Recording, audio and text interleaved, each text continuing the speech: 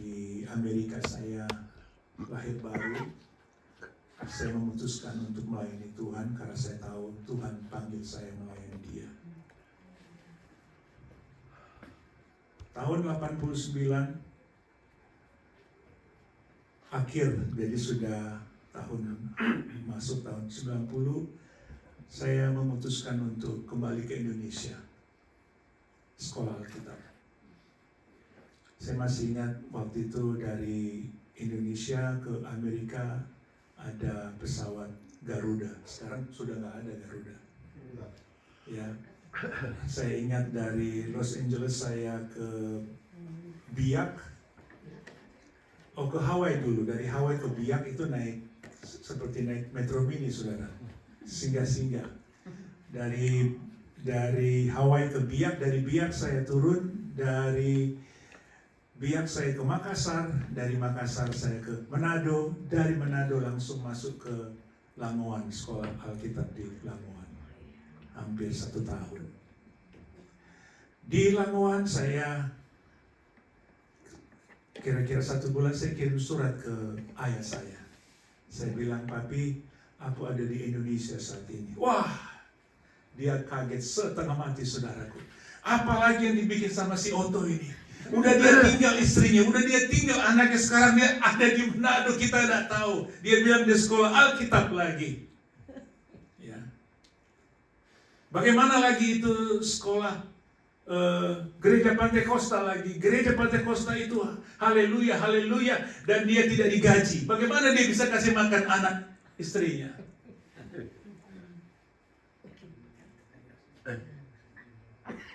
Jadi saudara, perjalanan kita dalam hidup ini memang kita harus mampu menghasilkan doa. Saya tidak bisa ngomong apapun dia betul. Ya, kita adalah orang-orang tahanan dulu. Saya mengerti betul.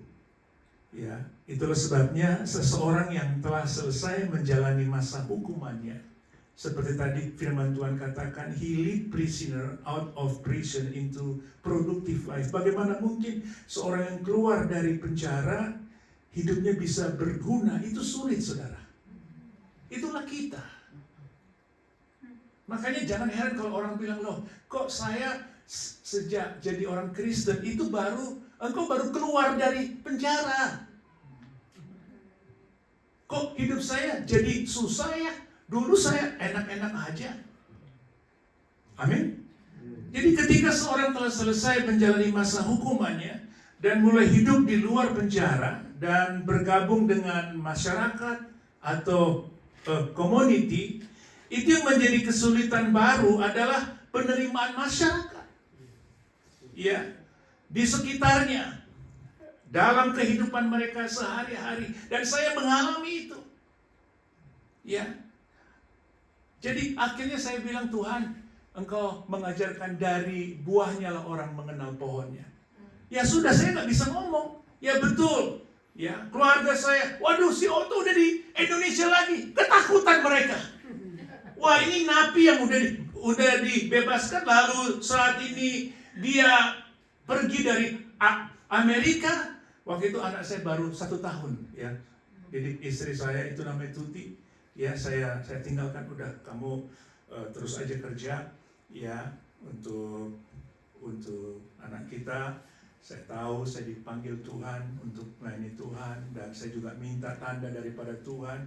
Dia lihat di dalam mimpi juga, Tuhan kasih dia karunia penglihatan, dan dia melihat saya khotbah di begitu banyak orang. Saya bilang itu sudah cukup peneguhan daripada Tuhan, dan saya berangkatlah seperti saya katakan tadi. Jadi saya tidak memberitahu keluarga saya yang ada di Indonesia, karena saya tahu mereka pasti tidak akan agree atau terima, ya. Terus saya langsung masuk sekolah Alkitab di Langowan. Ya. Dan ketika selesai, saya harus kembali ke Jakarta untuk kembali ke Amerika. Ya. Dan saya disambut keluarga, ya. Waktu saya tiba di rumah itu keluarga sudah penuh semua. Karena mereka masih belum yakin dan percaya. Ya, jadi kamu sekarang sudah seorang hamba Tuhan ini. Iya. Bagaimana anakmu? Bagaimana istrimu? Ya. Gereja apa yang akan kamu layani sebagai seorang pendeta? Ya nggak ada gerejanya. Lah, ini bagaimana? Kita kan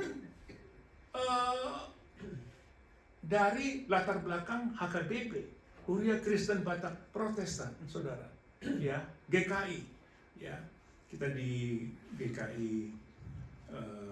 Kalau kita panggil gereja ayam dulu di Sunda Kelapa itu gereja GPIB Paulus. Ya, kita members di sana. Sampai hari ini keluarga saya ya di Indonesia ya ke sana. Nah, jadi tidak ada gereja loh. Jadi bagaimana kamu? Ya saya akan merintis. Itulah kita. Ya, itulah kita dipanggil Tuhan sebagai seorang hamba Tuhan untuk memenangkan jiwa-jiwa, satu jiwa, dua jiwa. Ya, kita jadikan mereka sebagai sebuah family of God. Amin. Ya. Nah, jadi kesulitan baru muncul lagi, dan bahkan ya saudara, karena ketidakterimaan masyarakat atau community luar menerima kita, kebanyakan orang-orang yang keluar dari penjara mereka merasa tertolak, dan itu terjadi di kehidupan kita di masyarakat ini. Ya, apalagi saat ini kebanyakan company atau sebuah istilah pekerjaan mereka itu pakai istilah background check. Ya sudah, kalau background check sudah muncul, ya siapa lagi mau terima? Ya baru keluar dari penjara. Dan kebanyakan mereka karena tidak mendapatkan pekerjaan dan ditolak oleh masyarakat, ya karena kehidupan masa lalunya, mereka pikir ya sudah. Jadi mereka berbuat jahat lagi dan bahkan lebih jahat. Ya. Jadi tidak sedikit akibat kenyataan hidup di luar penjara dalam dunia bebas ini, justru banyak di antara kita itu, ya, mereka menjadi putus asa dan akhirnya membuat kembali kejahatan yang sama dan bahkan lebih jahat lagi sebelumnya. Ya. Dan tidak sedikit mereka suicide, mengakhiri hidupnya. Itu banyak, saudara. Dulu sebelum Golden Gate itu di kota San Francisco itu pinggirnya, sepanjang pinggirnya, ya saat ini sudah di kasih pagar itu. Dulu banyak yang suicide, lompat dari situ, ya mati saudara. Meskipun itu di bawahnya air laut, tapi karena saking tingginya itu badan bisa pecah sampai di bawah. Ya, dan itu apa yang Yesus katakan. Ya, ingat orang yang telah dibebaskan dari roh jahat. Ya, itu gambaran daripada kita telah dibebaskan, ya, dari penjara dosa itu, ya. Tetapi karena tidak ada yang menghuni kembali kehidupan orang itu, maka roh jahat yang sudah keluar dari orang itu mengajak kembali 7 roh jahat bersama-sama dia kembali kepada kehidupan orang itu. Sebetulnya itulah definisi daripada betapa sulitnya seseorang yang baru menerima Kristus dimenangkan dan berjalan dalam komuniti kekristenan. Kadang-kala juga kita di dalam kekristenan kita merasa tidak adjustable. Apalagi kita mengetahui latar belakang orang itu. Kita tidak sanggup menunjukkan buah-buah kasih Kristus itu, supaya orang-orang di sekitar kita bisa melihat kita. Itulah sebabnya kalau ada jiwa baru di dalam gereja ini, rangkul dia, siapapun dia, bawa dia, tujuannya bukan untuk gereja tapi untuk Kristus. Gereja betul, tapi gereja adalah rumah. Ingat baik-baik, rumah. Dia adalah saudaramu laki-laki, dia adalah saudaramu perempuan. Dan saya yakin, ya, gereja Kristus akan menjadi sebuah rumah Tuhan, di mana saudara hidup sebagai the family of Christ. Amin. Tapi inilah, ya, janji Tuhan buat kita yang telah dibebaskan dari belenggu dan penjara dosa. Tadi Tuhan katakan ini, saudara, luar biasa. Makanya Tuhan katakan dalam firman ini, saya sungguh-sungguh diberkati dan saya percaya saudara dan saya diberkati. He lead prisoner out of prison into productive life. Hanya Tuhan. Kalau Tuhan sudah memulai, Tuhan akan menyelesaikan dalam hidupmu. Ketika dia mengeluarkan engkau dari penjara, dia juga bertanggung jawab menuntut engkau untuk masuk ke tengah mungkin akan menolak kita. Kita seperti orang asing di tengah-tengah mereka. Tapi saya mau bilang kepada saudara, dengar baik. Sampai hari ini pun masih ada keluarga saya di Indonesia masih belum percaya kalau saya sudah menjadi hamba Tuhan. Apa saya harus protes? Tidak bisa. Karena itulah mereka ingin melihat buahnya. Seringkali kita merasa tertolak. Kita merasa sedih. Kita merasa bahwa, loh kenapa ya dia tidak terima saya ya? Wah dulu saudara, ya awal-awal itu, waktu saya keluar dari penjara, kalau saya datang ke rumah family itu takut ya saudara. Ya, takut. Ngapain kau ke sini? Iya. Baik itu tante saya, ya, paman saya, gitu. Ngapain kau ke sini? Gitu. Ya main-main aja, tante. Kenapa sih? Lemari langsung dikunci semuanya. Takut dirampok. Hati-hati dompet kalian malam. Wah, repot.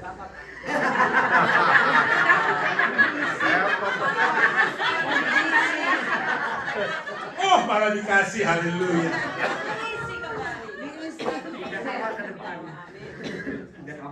Oh, geografinya.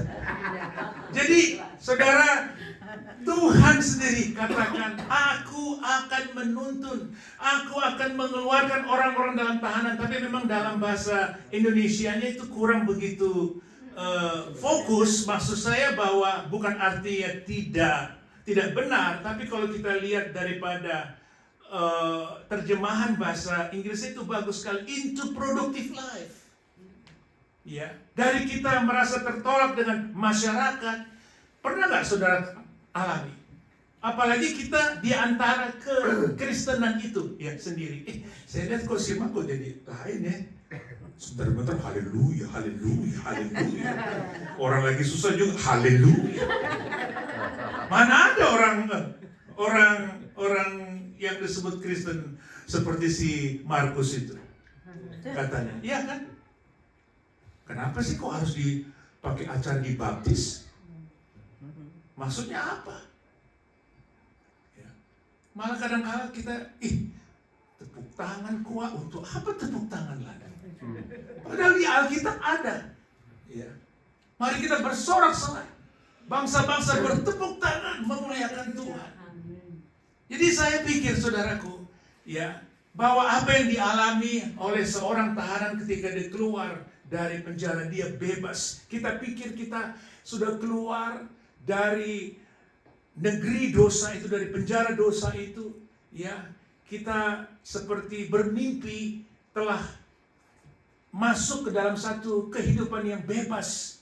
Ya, saudaraku, ingat, kebebasanmu hanya bisa berlaku di dalam Tuhan. The freedom in your life is not the freedom from this world, but from Jesus.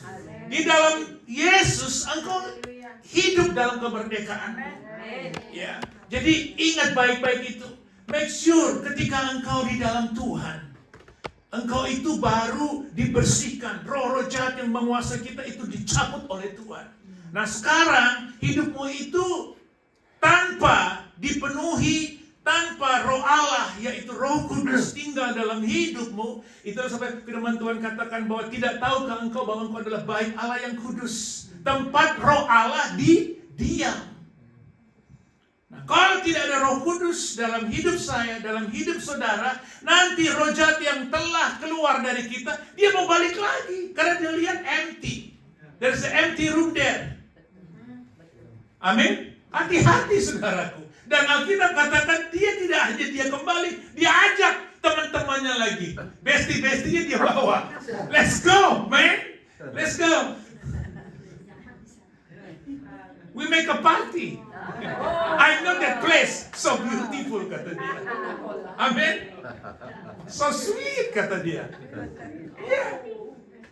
Ya. Dan saya melihat, saya menyaksikan. Tidak terkecuali, termasuk pendeta-pendeta hamba Tuhan yang tiba-tiba di atas mimbar, tiba-tiba jatuh, tiba-tiba mereka ada dalam kasus-kasus yang sangat mengerikan. Itu kita saksikan. Kenapa? Betul mereka telah dibebaskan, tapi hidupnya tidak dipimpin oleh Roh Allah. Hanya di dalam Roh Allah, di dalam Roh Kudus, dalam pimpinan Tuhan, hidupmu bisa berbuah-buah. Tanpa itu kita tidak akan bisa berbuah. Kita beri kemuliaan dulu untuk Tuhan. Itulah sebabnya kemarin saya sudah singgung, jangan pernah engkau lepas dari pokok anggur itu. Gak apa-apa kita dipotong, puji Tuhan, itu bagian supaya kita berbuah. Kita tidak hanya tumbuh saja, kita tidak hanya gemuk saja, harus berbuah. Makanya Tuhan potong, itu memang prinsipnya. Satu hari nanti kalau kalian datang ke Amerika, kita bikin retreat ya. Saya mau bawa kita ke Napa Valley. Napa Valley itu the biggest vineyard in the world. Dulu sih yang saya tahu, wine dari France itu number one top. Tapi saat ini yang saya tahu, produk daripada California, Napa Valley itu number one in the world. Saudara bisa tes wine, ya jangan terlalu banyak, ya. Namanya juga tes. Cicip-cicip aja, cicip-cicip Jo, ya. Ya. Nah nanti kita lihat, ya. Nah itu memang prinsipnya seperti itu, supaya pohon-pohon anggur itu mereka menghasilkan buah itu harus dipotong. Dan Yesus sendiri mengajarkan, yang sudah berbuah aku bersihkan supaya lebih banyak berbuah. Jadi hidup kekristenan itu seperti itu. Itulah janji Tuhan buat kita yang telah dibebaskan dari belenggu dosa, dari penjara dosa. Ya, Tuhan mau hidup kita berkualitas. Tuhan mau gereja ini berproduksi. Ya, dari dalam, dari kita dulu. Kita nggak usah lihat, kita tidak bisa merubah orang lain. Orang lain yang akan terubah karena melihat kita. Never ever try to change someone. Without yourself become the example. Engkau dulu yang berubah. Kamu nggak bisa merubah orang lain. Kan itu yang Yesus lakukan. Amin. Makanya dia bilang, ikutlah aku. Follow me. Maksudnya apa? Lihatlah hidupku. Dia nggak bilang sama Petrus, oke, kamu harus belajar sekolah Alkitab dulu, ya, berubah dulu kamu, memenuhi kualifikasi, ya. Oh, satu hari ada hiring dari sebuah gereja, membutuhkan seorang pastor, pintar berbahasa Inggris, tahu komputer, minimum, ya, memiliki pendidikan sekolah teologi, ya, setidak-tidaknya, ya, master degree atau MD, haleluya, ya, berpengalaman. Jadi kalau yang baru lulus dari sekolah Alkitab untuk kualifikasi ini sudah tidak mungkin karena belum ada pengalaman. Berpengalaman sedikit-dikitnya 5 tahun sebagai seorang pastor. Saya ditawari, saudara. Ya, karena pada saat itu saya baru selesai melakukan seperti kemarin Bapak Ricky memimpin penguburan ya Mr. Tarto, ya. Jadi setelah itu tiba-tiba saya didatangi oleh satu orang ibu dengan 2 atau 3 orang kalau saya tidak salah ingat, sepertinya sebuah grup gitu. Dan saya baru tahu itu dari sebuah majelis gereja. Haleluya. Pak Pendeta tuh, kami dari gereja ini. Saya begitu tertarik mendengarkan Bapak berkhotbah hari ini. Kami sementara berdoa, maukah kira-kira melihat ada opportunity untuk menjadi pendeta di gereja kami. Wah, luar biasa saudara. Ya, nanti bisa lihat ininya, apa namanya, syarat-syaratnya. Tapi saya ini ketua majelis, Pak. Wah, puji Tuhan. Haleluya. Ya biar kita berdoa dulu, saya bilang. Karena saya tidak akan memenuhi kualifikasinya pasti. Waktu saya lihat, wah betul lah. Saya nggak pintar bahasa Inggris, ya sudah. Saya tidak ada MDiv, sudah nggak. Ya. Dan yang luar biasa yang menggiurkan, ya, mendapatkan gaji dan tunjangan 5.000 US dollar. Haleluya. Kalau itu ya saya kualifikasi lah.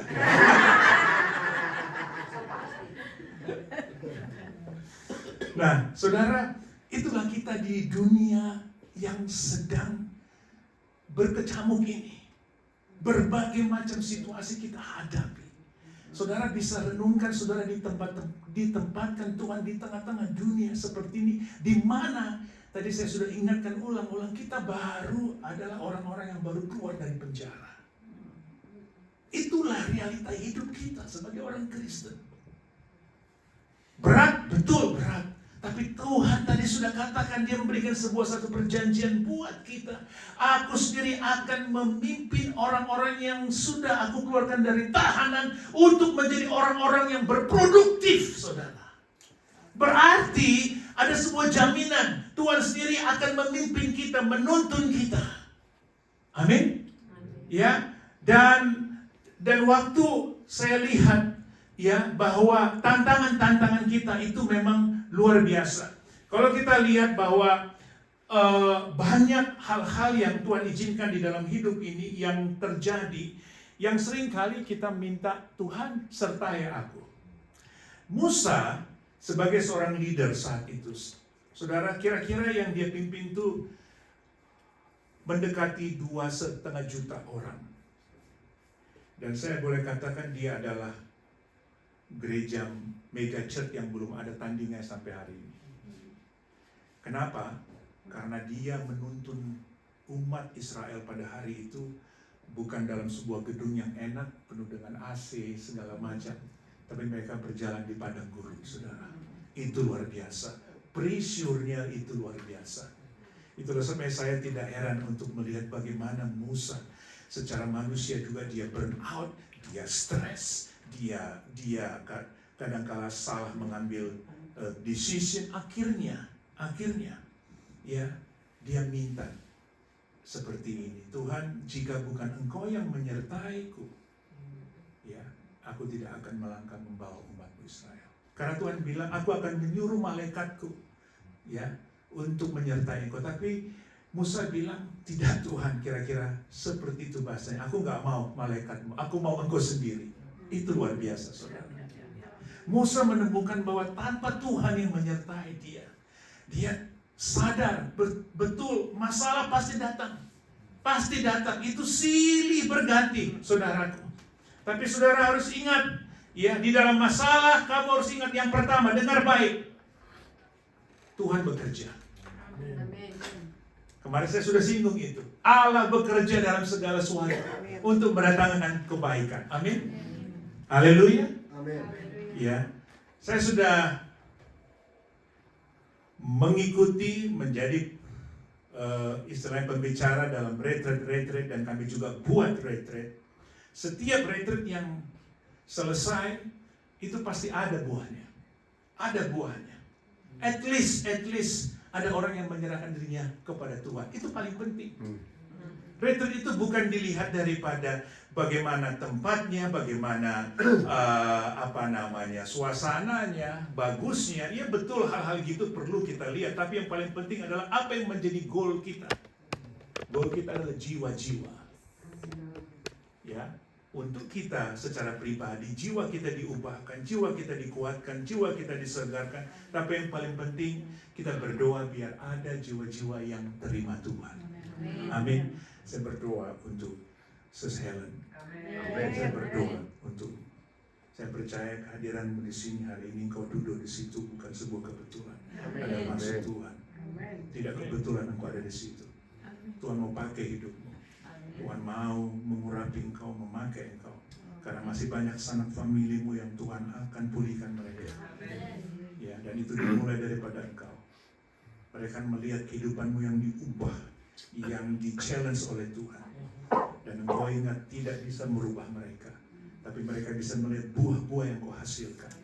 Dan mereka tidak hanya bisa melihat buah-buah itu, mereka bisa mengambil buah itu, mereka nikmati buah itu, mereka tahu betapa manisnya Tuhan itu. Amin.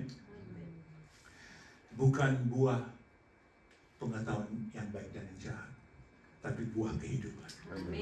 Ada satu pohon lagi di Taman Eden itu, yaitu buah kehidupan. Dan itu kita hasilkan, saudara. Bayangkan itu. Itu yang kita hasilkan. Saudara adalah sebuah pohon yang tumbuh yang menghasilkan buah kehidupan. Makanya secara fisik, pohon kehidupan di Taman Eden itu intinya, ya, kita tidak butuh lagi. Karena Kristus sendiri sudah menjadi pohon kehidupan di dalam hidup kita. Dan pohon kehidupan di dalam ruangan ini, berapa orang kita bisa hitung kita? Kemarin saya tanya, kita saat ini kira-kira berapa orang? 25 orang? 25 pohon kehidupan kita taruh di tengah-tengah Belanda ini, saudaraku. Saudara bisa renungkan itu. Dunia sudah jatuh karena mereka memakan buah pohon pengetahuan yang baik dan yang jahat. Tapi hari ini Tuhan katakan engkau adalah buah pohon kehidupan di tengah-tengah dunia ini. Amin. Betul. Masalah akan datang silih berganti. Tidak ada garansi dari Tuhan. Everything is gonna be alright, but everything is gonna be fine because I'm working on your life. Haleluya. Amin. Ya, karena apa? Tuhan turut bekerja. Dia ulang-ulang ingatkan kita, aku sendiri yang membebaskan engkau dari penjara itu. Engkau sudah menerima hukuman seumur hidup dan saya sudah saksikan, saudaraku. Aduh, saudara sedih sekali tinggal dalam penjara itu. Apalagi penjara Indonesia. Kami sudah tahu hari ini, hari apa sekarang? Senin, kangkung lagi. Tempe itu adalah ayam kalau di dalam penjara. Tempe lebih mahal daripada tahu. Jadi tahu sama kangkung itu adalah makanan sehari-hari. Daging seperti begitu soft rasanya, ya, dan begitu enak. Kalau saudara makan sendal jepit itu dia daging. Begitu kerasnya, luar biasa.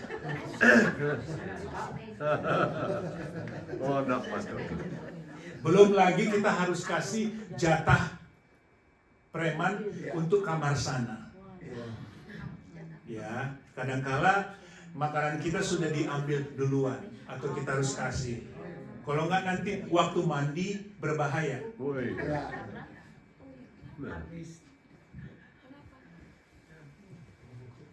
Masa saya harus bilang kenapa? Kau tahu aja.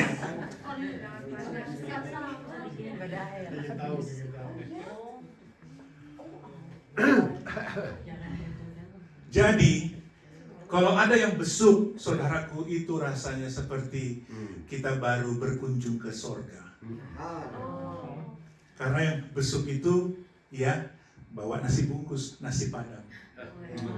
Dan jangan coba-coba bawa ke dalam, engkau harus selesaikan di muka. Makan di situ. Karena kalau kita bawa ke dalam sel kita, tinggal bungkusnya saja. Jadi saudara, itu luar biasa. Dan engkau keluar itu hanya pagi hari, ya, dan sore hari. Sepanjang hari engkau di dalam. Dan saya pernah kena sakit lumpuh. Saya sudah tidak bisa jalan. Ya, karena kelamaan kadangkala berjam-jam di dalam itu. Jadi saya belajar melangkah. Saya minta dispensasi dan mereka melihat. Jadi saya begitu habis makan pagi, saya dikeluarkan untuk saya jalan di halaman itu. Dari merangkak, saya kembali bisa jalan. Saudara, apa yang saya bagikan ini buat saudara bukan untuk kekuatan saya. Tapi pengalaman itu mengingatkan saya bahwa firman ini hidup. Amin. Saudara bisa mengerti sekarang bahwa itu tidak hanya sebuah kalimat yang mengeluarkan orang-orang dalam tahanan. Makanya saya katakan, kalau belum kita alami apa artinya seorang tahanan, kadang-kadang kita hanya baca seperti itu.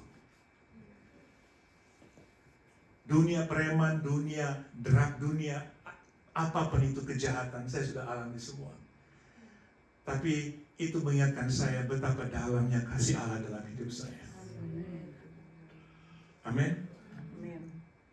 Dan sampai hari ini kalau saya pulang ke Indonesia, saudara, itu family saya masih belum percaya kalau itu saya sudah menjadi seorang hamba Tuhan. Karena mereka begitu tahu persis siapa itu Otto, tahu persis. Waktu saya ketemu dengan istri saya, kami berkenalan di LA, ya, apalagi orang Indonesia, ya, dan terlebih orang Batak, meskipun tidak ada hubungan famili, mereka sudah dengar itu dia. Tuti, kau tahu nggak siapa itu si Otto? Gila kau mau sama dia? Bahaya itu dia dibuang itu sama keluarganya ke Amerika itu dia. Istrinya, saya mengerti sekarang apa yang dibilang Paulus. Aku ini sudah sama seperti sampah. Ya. Jadi saya betul-betul melihat bahwa Tuhan itu merestorasi saya dari, kalau dalam mobil gitu kayak sudah dari junkyard. Part yang mana yang masih bisa diambil. Saudara pernah pergi ke junkyard? Itu mobil-mobil yang sudah rusak, mobil-mobil yang bekas tabrakan. Iya. Ya, kalau di Belanda mungkin ada, di Amerika begitu. Kalau saya ada sedikit talenta lah, ya, perbaiki mobil. Jadi kadang-kadang kalau saya lihat partnya terlalu mahal, ya saya cari yang bekas saja. Saya pergi ke junkyard, saya cari mobil yang sama, saya copotin partnya, baru saya bawa pulang, saya pasang di mobil saya. Saya membayangkan hidup saya seperti itu. Tuhan ambil yang ini, Tuhan ambil yang ini, dia bentuk kembali menjadi baru. Amin. Itulah sebabnya betul bahwa kita banyak masalah, silih berganti. That's okay, that's fine. Karena kita tahu Tuhan bekerja di sana. Ingat baik-baik, Tuhan sudah bilang segala sesuatu. Ya, kadang-kala kita bisa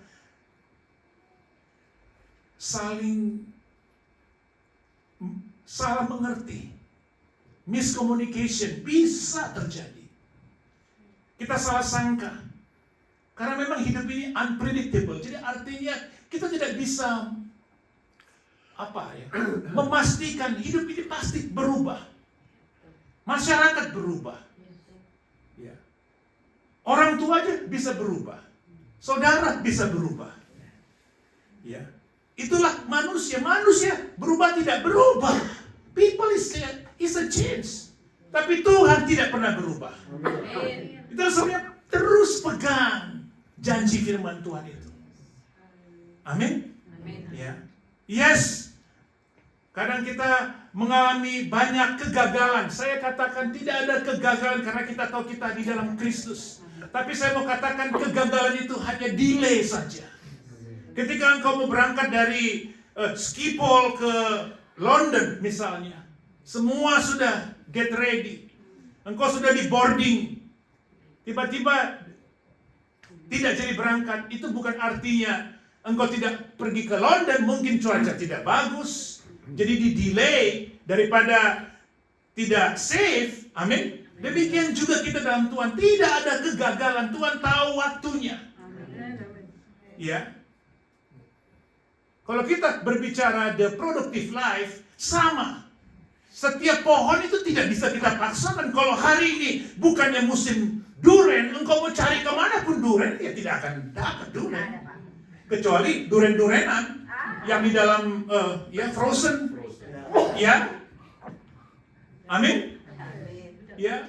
Karena apa? Kita diajar oleh Tuhan untuk mengenal seasonnya, waktunya. Ya. Itulah sebabnya boleh saya katakan itu delay saja. Ini belum waktunya. Oh, nanti waktunya. Ya, pada musimnya. Jadi benar banyak kegagalan atau banyak delay Ya, tapi kamu akan paham, kamu akan mengerti penyertaan Tuhan dalam hidupmu. Kalau tadi kita belajar Tuhan bekerja, yang sekarang kita belajar penyertaan Tuhan. Kemarin saya sudah singgung itu, karena kamu akan mengerti apa artinya berhasil dan beruntung. Seorang petani, betul hari ini kita panen, tapi lain ya. Hari ini kita tidak hanya berhasil panen, tapi kita beruntung. Buah yang tadinya kita bisa tuai hanya 5 kilo dari satu pohon, ini bisa jadi 10 kilo. Itulah keberuntungan, amin. Ya, kemarin saya gambarkan, saya bisa saja dengan Brother Ton, mungkin misalnya kami sama-sama melamar ke sebuah perusahaan. Wah, perusahaannya katakan saja Siemens misalnya, ya, perusahaan bagus di Jerman. Saya diterima, ya. Padahal untuk kualifikasi, ya, lebih bagus misalnya Brother Ton, dan dia tidak diterima. Dia diketerimanya di Philips misalnya. Tapi dia lebih beruntung daripada saya, karena pada satu hari di Philips itu ada orang yang resign atau sudah retired. Dia ditempatkan di posisi orang itu. Itulah keberuntungan.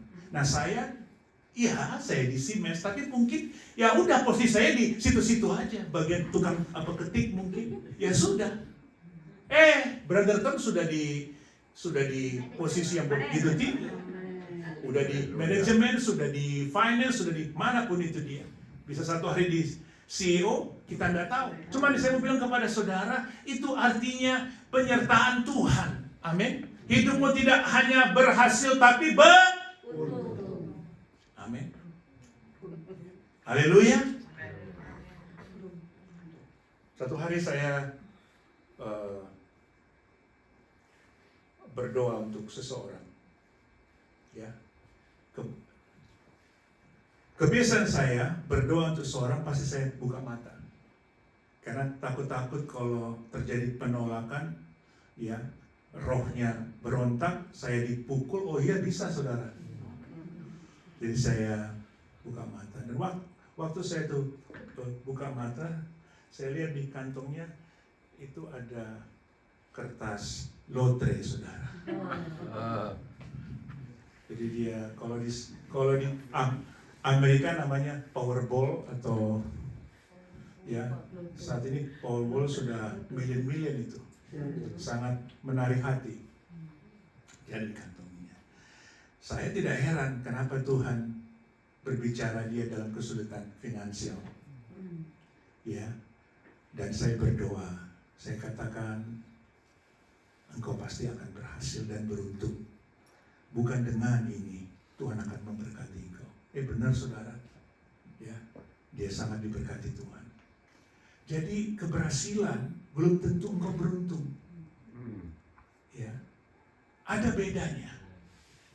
Ya, engkau bekerja, engkau dapat salary, engkau anak Tuhan, engkau lahir baru, boleh saya katakan engkau pelayan Tuhan. Engkau kerja, engkau dapat salary.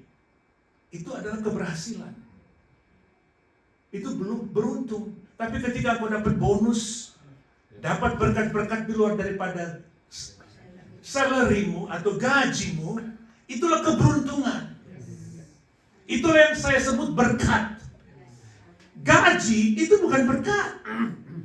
Amin. Makanya Tuhan katakan, aku akan memberkati engkau. Aku akan memberkati lumbung-lumbungmu. Amin.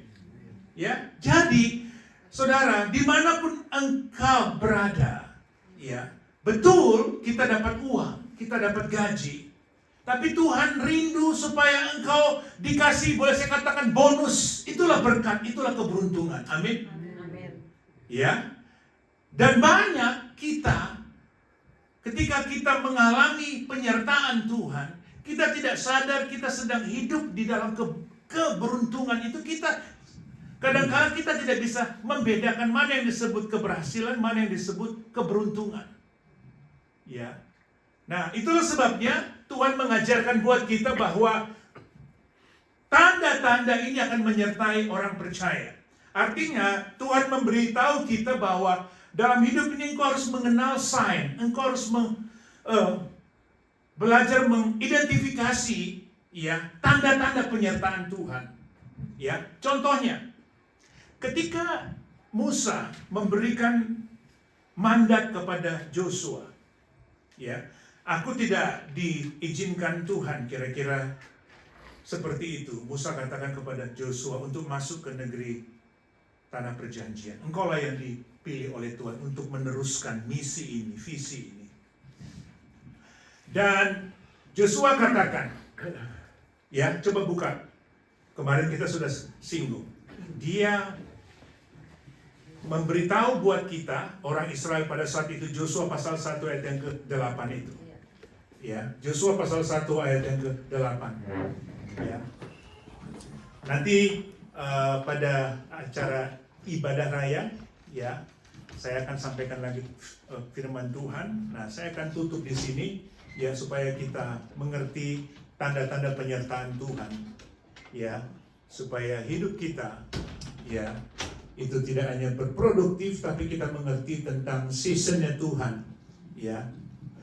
Janganlah engkau lupa memperkatakan kitab Taurat ini. Perhatikan saudaraku, jangan engkau lupa memperkatakan kitab Taurat ini. Lupa memperkatakan. Jadi saudaraku, untuk engkau melihat tanda penyertaan Tuhan dalam hidupmu, Roh Kudus seringkali, ya, perhatikan saya, Roh Kudus seringkali mengingatkan kita untuk memperkatakan firman itu, mengucapkan.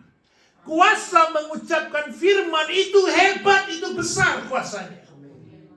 Katakan di dalam hatimu dan engkau ucapkan melewati mulutmu, lewat lidahmu. Ini artinya memperkatakan, artinya kita harus proclaim, keep louder.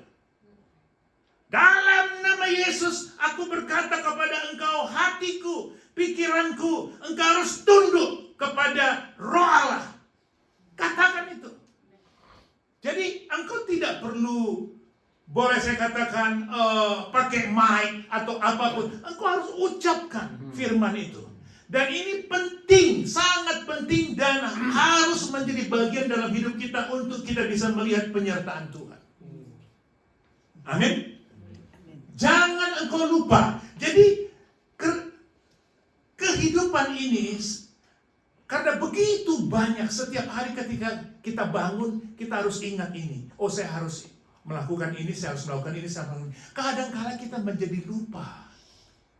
Lupa memperkatakan firman dalam hidup kita. Jadi ketika kita belajar bahwa ketika Joshua mendapatkan mandat itu dari Moses, dari Musa, dia mengerti sekarang bahwa ketika Tuhan berkata kepada dia, janganlah engkau lupa memperkatakan kitab Taurat ini, tetapi renungkan itu siang dan malam, untuk engkau melihat penyertaan Tuhan, untuk engkau melihat pimpinan Tuhan, untuk engkau melihat bagaimana Roh Kudus mengliding hidupmu setiap hari. Firman Tuhan katakan engkau harus memperkatakan firman-Nya. Roh Kudus yang dalam hidupmu, Alkitab katakan supaya engkau jangan lupa. Roh Kudus mengingatkan engkau jangan lupa. Jangan lupa. Jangan hanya ingat tentang hal-hal yang lain, tapi engkau harus ingat tentang firman Tuhan.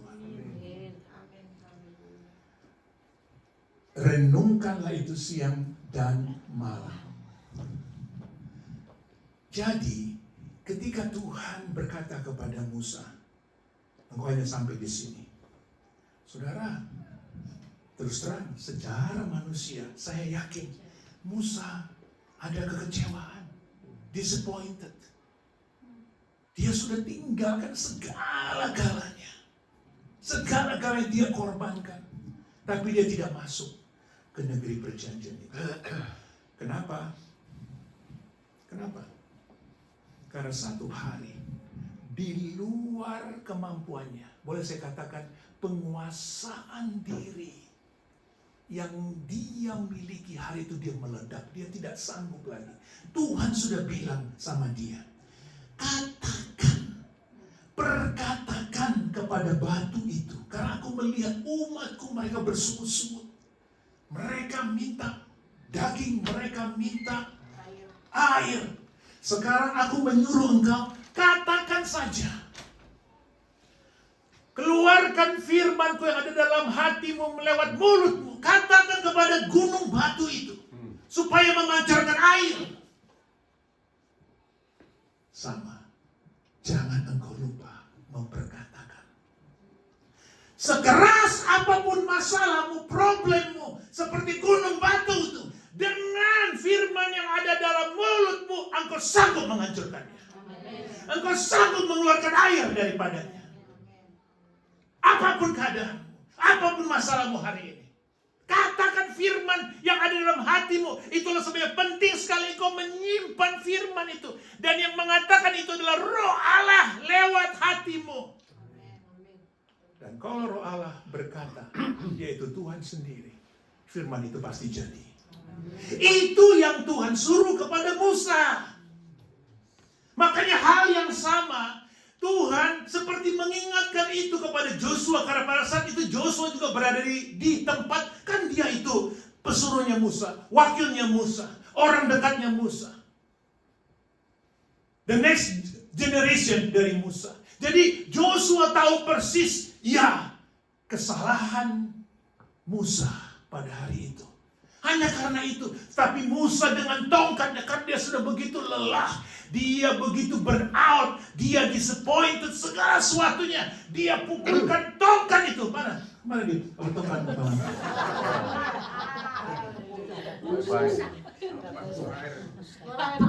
Saudara, dia bukan begini lagi, dia angkat begini, dia pukul itu kayu, dah. Dan hasilnya fatal. Betul, air keluar, tapi akibatnya dia tidak masuk. Karena dia disappointed God. Tuhan sedih. Kenapa engkau tidak percaya perkataan firman-Ku? Aku tidak menyuruh engkau memukul gunung batu itu dengan tongkatmu.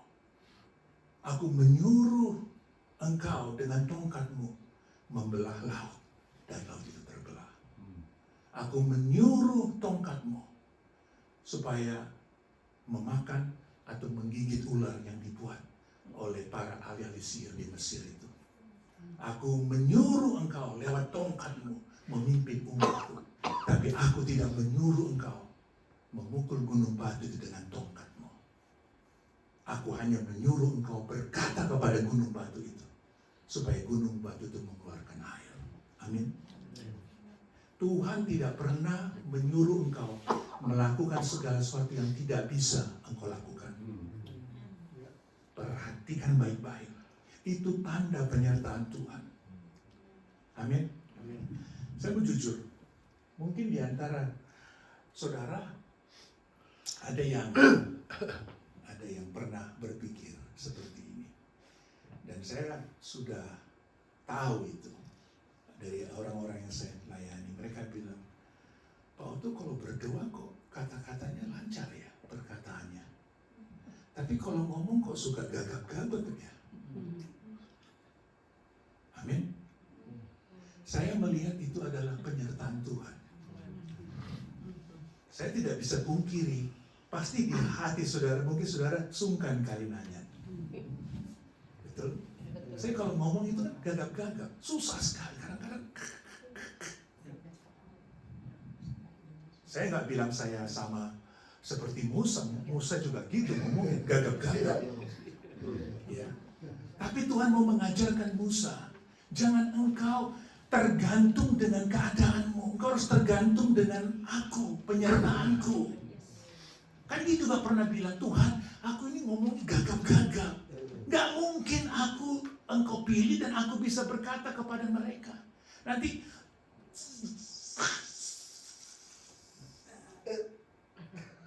tidak seperti itu kata dia kepada orang Israel. Orang Israel juga nunggu. Tapi Tapi ketika dia berkata, tidak seperti itu yang Tuhan kehendaki dalam hidupmu, kata Musa, mereka kaget. Benar ya, Tuhan menyertai dia. Sehingga mereka percaya. Kadangkala yang kita pikir itu handicap bagi kita, justru itu Tuhan pakai untuk menunjukkan bahwa dia menyertai saudara dan saya. Jadi jangan melihat sesuatu yang handicap atau sesuatu yang kurang dalam hidupmu. Itu menjadi kendala engkau tidak berproduktif. Engkau tidak menghasilkan. Amin. Haleluya. Alkitab katakan, hai Bethlehem, jangan katakan engkau kecil. Sebab daripadamu akan lahir tunas Daud. Haleluya. Amin. Amin. Ya. Kadangkala itu biasa para pendeta kalau sudah kumpul, saudaraku. Ya, pasti yang ditanya akhirnya, "Oh, tuh jemaat sudah berapa?" Aduh. Kita merasa seperti jemaat so bisa dihitung dengan jari kok. So mana ya kita. Kayaknya di mana-mana di hari-hari ini keberhasilan seorang pendeta atau gereja itu dilihat daripada jumlah jemaat. No, saudaraku. Yesus dari 5.000 turun 3.000, turun menjadi 700, turun menjadi 120, turun menjadi 12 turun lagi, tinggal satu orang yaitu Yohanes yang menyertai dia sampai di kayu salib. Gagalkah pelayanan Yesus? Tidak. Tapi dia sudah cukup menggoncangkan dunia ini. Amin. Musa akhirnya tidak bisa membawa yang 2,5 juta itu. Gagalkah pelayanan Musa? Tidak. Tapi kita dapat belajar dari sana. Penyertaan Tuhan itu sangat penting dalam hidup kita. Kalau Tuhan suruh engkau melakukan itu, karena Tuhan tahu engkau sanggup. Tuhan katakan, berkatakan firman-Ku. Karena rohku yang berkata-kata melalui mulutmu. Ketika engkau memperkatakan firman Tuhan, itu bukan engkau, saudaraku.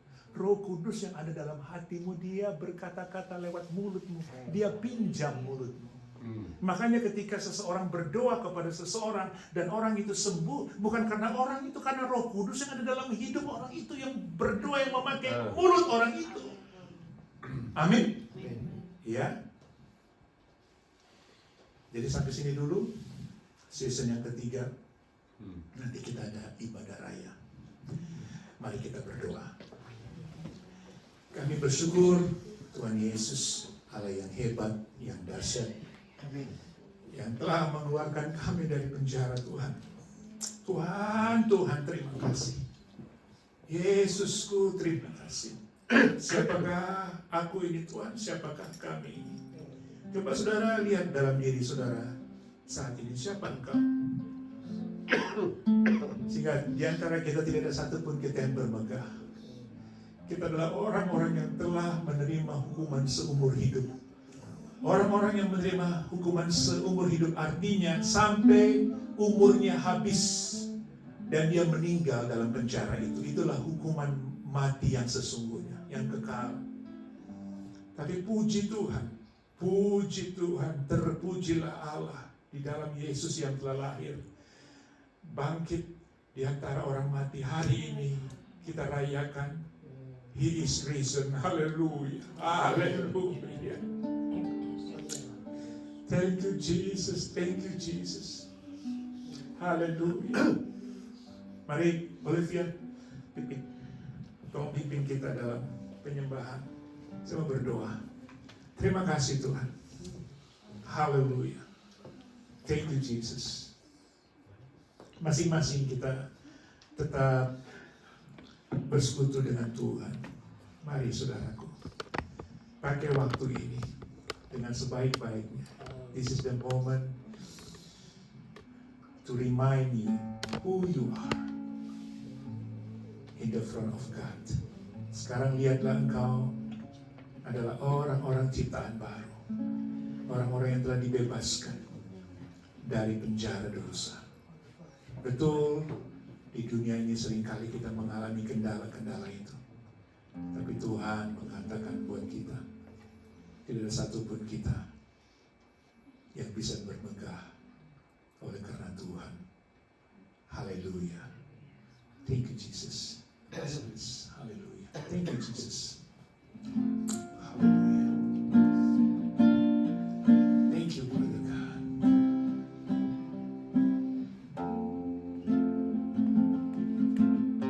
Thank you, Jesus. And the angels cry, holy, and the creation cries, holy.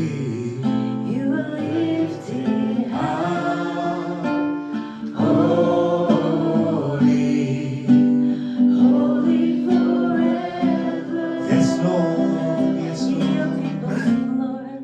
Hear your people sing. Thank you, Jesus. Holy Thank you, to the Jesus. King of Kings. Thank you, Jesus. Holy, you will always be. Holy, holy forever. Proclaiming your name is highest. Your name is the highest. Your Yes, name Lord is Jesus. the greatest. Your name Yes, Lord Jesus. stands above them all thrones and dominions, all powers and positions. Yes, Lord Jesus. Your name stands above them all. Your name. Yes, Lord. Your name Hallelujah. is the highest. Your name is the greatest. Terima Your kasih, Yesus. name stands above them Thank you, Father God. We give you praise, all Lord Jesus. thrones and dominions, all Mari Roh powers Kudus, and yang kuasa positions. bisa Your Israel berubah. name stands above Bebaskan them kami all. dan And yang the sudah earth membebaskan is kami. mine. Haleluya. Holy, Thank you, Jesus. all creation Hallelujah. holy, Oh, you are haleluya. lifted high. Jamah umat, jamah umat. Dan Holy forever.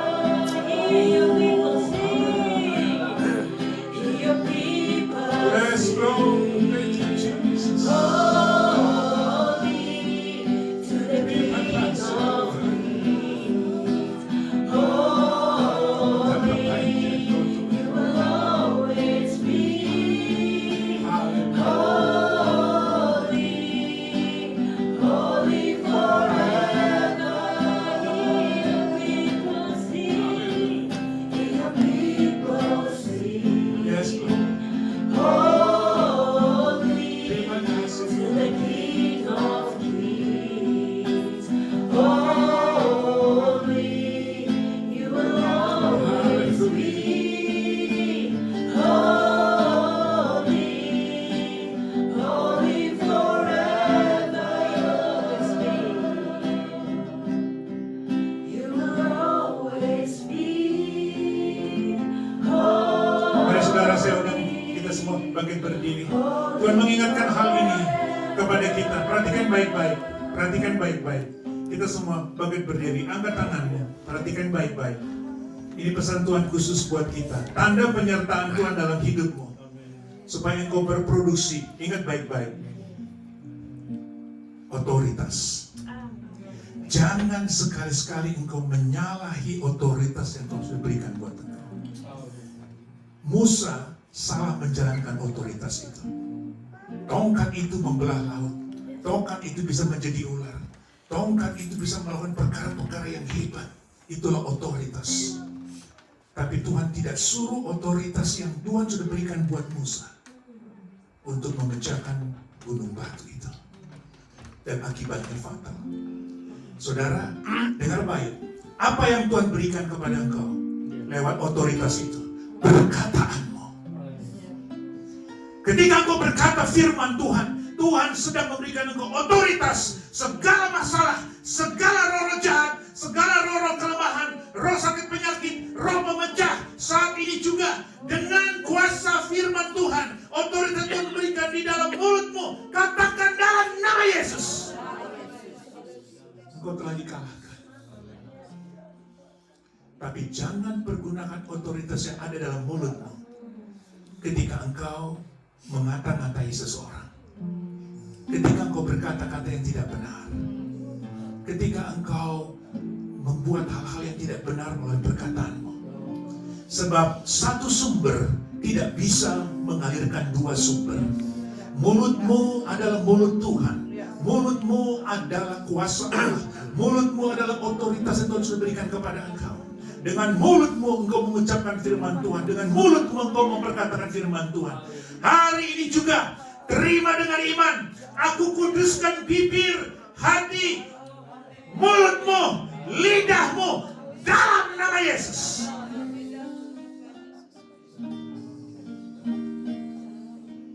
Thank you, Lord. Haleluya. Haleluya. Oh, Bapa, terima kasih. Itulah sebabnya ketika Yesaya melihat Tuhan, yang pertama dilakukan oleh Tuhan lewat malaikatnya adalah menaruh bara api di mulutnya untuk supaya mulutnya kudus, sehingga dia benar-benar boleh menjadi penyambung lidah Allah. Dia menjadi nabi yang menyampaikan kebenaran, memperkatakan firman Tuhan. Ketika engkau menjadi anaknya, ketika engkau menjadi hambanya, mulutmu, lidahmu, bibirmu dikuduskan oleh Tuhan. Itulah otoritas Allah. Mari mulai hari ini ketika saudara dan saya kita pulang dari tempat ini, dari retret ini, perkatakan firman Tuhan yang ada dalam mulutmu. Perkatakan janji-janji Tuhan, apapun keadaanmu. Mari sekarang dengan tangan kananmu taruh di mulutmu, taruh di bibirmu. Bapa di sorga, aku berdoa dalam nama Yesus. Kebenaran firman Tuhan menjamah setiap bibir, mulut, lidah kami. Kami kuduskan dengan kuasa darah anak domba Allah yang hari ini telah bangkit dari kematian. Darah anak domba Allah membasuh, membersihkan bibir, lidah, mulut kami dalam nama Yesus. Haleluya. Mulai hari ini perkataan kami telah diubahkan. Perkataan yang keluar dari mulut kami adalah perkataan firman Tuhan. Perkataan yang mengandung dengan kuasa. Perkataan sia-sia. Perkataan yang tidak berguna. Perkataan yang tidak menghasilkan buah. Saat ini aku cabut dalam nama Yesus. Aku bersihkan dengan pengurapan Tuhan yang baru. Di bibirmu, di lidahmu, di mulutmu. Dalam nama Yesus. Terima kasih Tuhan. Terima kasih Bapa. Mari saudara, rasakan hadirat Tuhan. Rasakan pengurapan Tuhan saat diturun di hidupmu. Haleluya. Terima kasih Tuhan. Haleluya. Terima kasih Bapa. Terpujilah Engkau. Kami sudah berdoa dan mengucap syukur. Mari kita sama-sama katakan amin. Tuhan memberkati. Haleluya. Kita beri kemuliaan.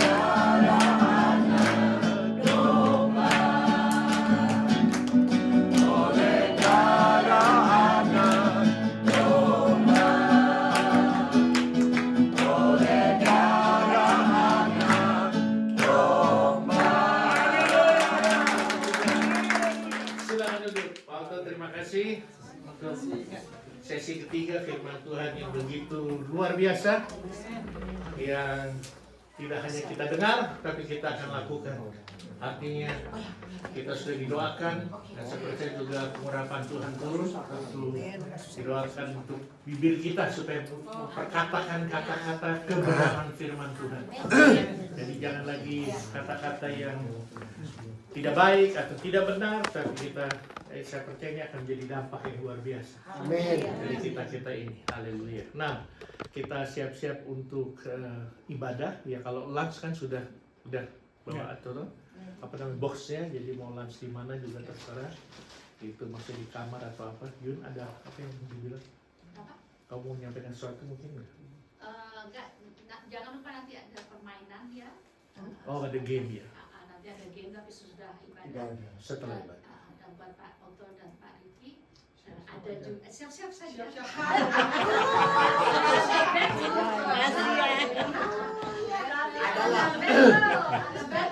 Tapi kayaknya kita mau ke Jerman ya kalau ya. Kita mau ke Jerman. Nih. Oke, kita siap aja. Oke. Siap. Jadi ibadah 1:30 ya. Tetap ibadah seperti biasa ya. Jadi juga direkam, jadi yang lain-lain pada mau ikut bisa masuk Zoom. Ya, lewat Zoom gitu. Oke. Terima. Selamat makan siang di ruangan masing-masing atau boleh mau di luar gitu sambil. Tapi kalau ada yang mau